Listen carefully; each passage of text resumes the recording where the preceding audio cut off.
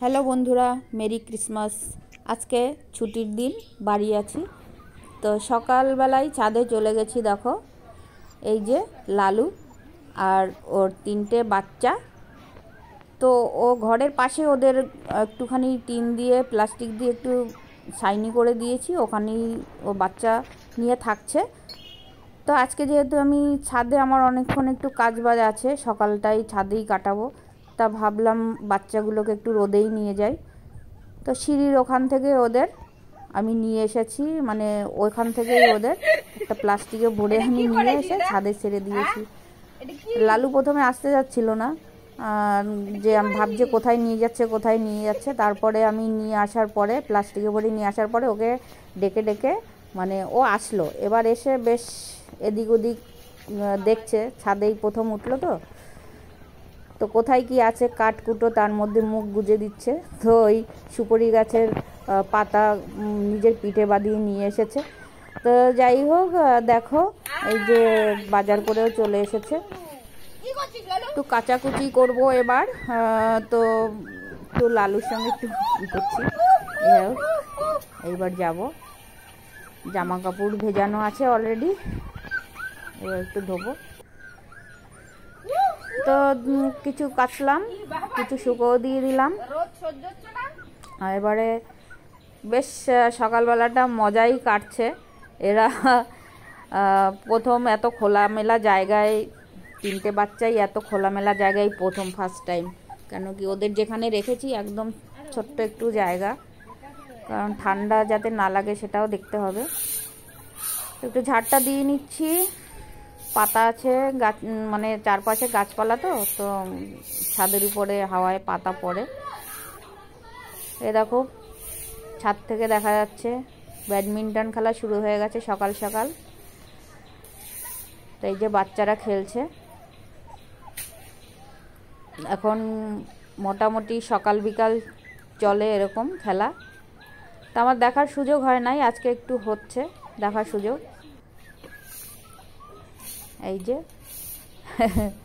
বাচ্চা দুটো ঘুমিয়ে পড়েছে, আর একটা কোথায় গেল। আর এই যে ছেলে নিচে পুজো দিচ্ছে, আর এদিকে সেই পুজোর যে শাক বাজাচ্ছে সেই আওয়াজ শুনে, এটা লালুর একটা স্বভাব। যখনই সন্ধ্যাবেলা হোক, যখনই পুজোর আওয়াজে ঘন্টা, শাক, কাসর বাজানো হয়, ও তখন এই আওয়াজটা করে।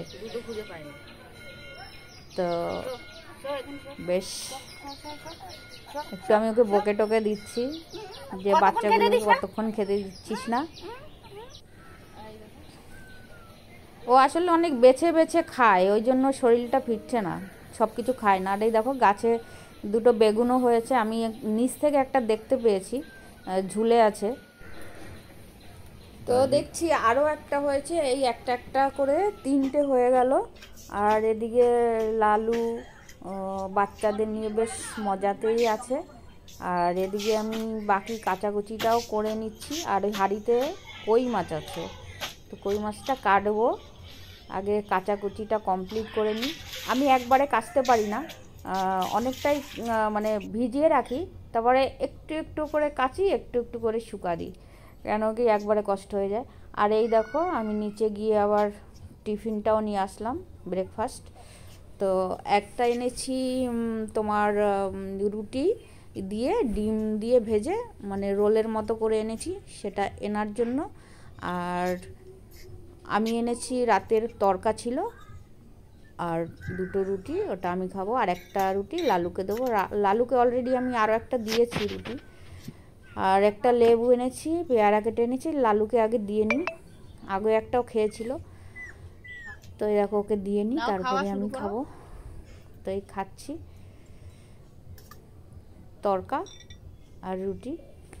আর এর জন্য হচ্ছে এগ রোল, মানে রুটি দিয়ে ডিমের রোল। একটু কাঁচা লঙ্কা দিয়েছি কুচি করে, আর নুন দিয়ে ডিমটাকে ফেটিয়ে যেরকম অমলেট করে ওরকম দিয়ে, তার উপরে রুটিটা চাপিয়ে দিয়ে মুড়িয়ে নিয়েছি, ব্যাস। এই হলো সকালের। তো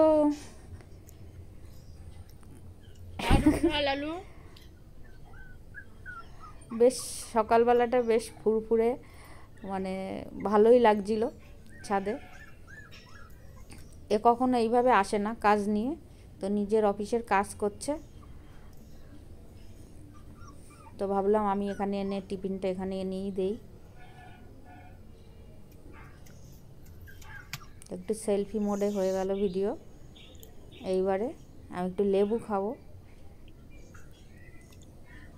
লেবুটা তোমার শীতের সময় বেশ ভালোই মিষ্টি হয়, আর খেতেও বেশ ভালো লাগে, কারণ একটু ঠান্ডা ঠান্ডা লেবুটা মুখে পড়লে একটু ঠান্ডা ঠান্ডা বেশ। আর এই দেখো কই মাছ কাটতে বসে গেছি। কই মাছটা খুব ছোট ছোট, তো আমার ঠিক পছন্দ হয়নি, কারণ ধরে কাটাটা খুব টাফ। আর যেহেতু কাঠের রান্নার ছাই আছে, ওই জন্য একটু প্রবলেম একটু কম হবে, কারণ ছাই দিয়ে কাটলে কাটাগুলো ফোটাতে পারে না। আর আমি এমনি কই মাছ কাটাটাও খুব মানে ভয় করি, পছন্দ করি না। তো যাই হোক, অবশেষে কাটা হয়ে গেছে। এইবার ধুয়ে আমি রেখে দেবো। ধোয়া আমার কমপ্লিট, আর যখন রান্না করব তখন না হয় আরও একটু ধুয়ে নেব। মোটামুটি ধুয়ে নিলাম। এইবারে দেখো যে প্লাস্টিকে করে বাচ্চাগুলোকে নিয়ে এসেছিলাম, সেই প্লাস্টিকটায় ভরে এইবার আমি আবার ওদের জায়গাতে রেখে দেবো, কারণ ওদের পিছনে পড়ে থাকলেই তো হবে না।